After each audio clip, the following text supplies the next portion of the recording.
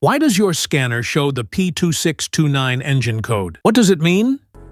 P2629 is a diagnostic trouble code for sensor pumping current, trim circuit or open bank to sensor 1.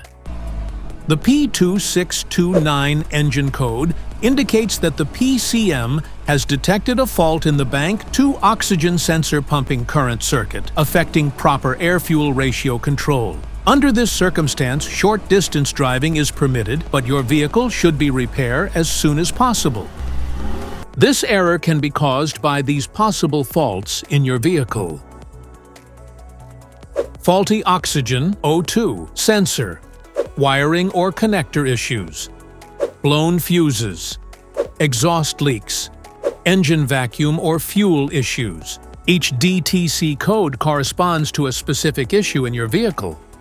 This error code occurs in any OBD2-equipped vehicles, especially in those manufactured since 1996, and it is commonly found in vehicles like Ford, Porsche, Acura, and Hyundai. If you want to fix this error code, let us know in the comments section. We will definitely make the video on your demand. If you like this video, don't forget to subscribe to our channel. Thanks for watching.